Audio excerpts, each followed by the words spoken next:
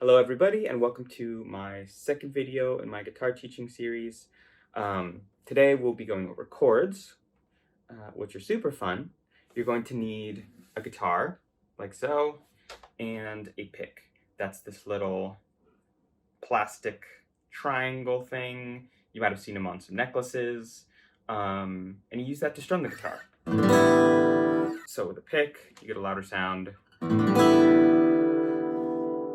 With your thumb, you can use it. Wouldn't recommend it as a beginner because that's gonna get torn up real quick.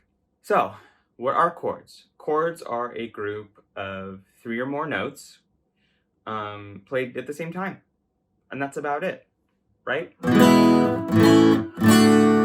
They're kind of the foundation for a lot of music. They'll drive a song forward. For instance, if you have a melody line that's like do da dee da ba doo ba da ba, right? You can put chords over it, and it'll give it a little more oomph, right? Do da dee da da da da da. Gives a little direction. So how do you play chords? You're going to use these. Drop my pick there. You're going to use these little spaces on the neck of the guitar, and these are called frets. First thing we're going to do is take your middle finger and you're going to put that on the second string from the top, also known as the A string, on the second fret, like so. Also, you're going to want to put this on the right side of the fret, as close to the fret line as you can.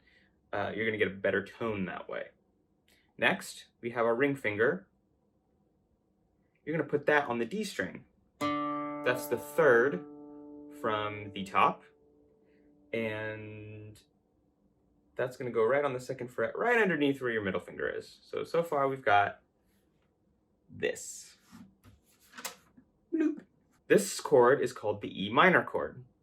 Why is it called the E minor chord? I wouldn't worry about that right now. The only thing you really need to know is that minor chords tend to sound sad, while major chords tend to sound happy, at least in Western music. So now that we've got our fingers all set up, we're gonna need to strum. So you're gonna take your pick in your right hand or in your left hand if you're left-handed, and you're gonna go from the top, low E string, and just strum all the way to the bottom. Now, when you do this, it might sound like this. It might even sound like this. You know what? That's okay. Your fingers are getting used to having pressure put on them by the string. It's probably going to hurt a little bit.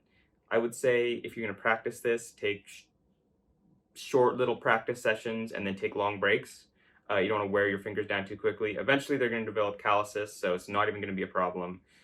If it is a huge issue, you can get these kind of plastic thimble looking things that you can just put on the tips of your fingers. It's really up to you how you want to play, and that's about it. You're just going to take this pattern, practice strumming up or down, down, and then up, and then down, and then up.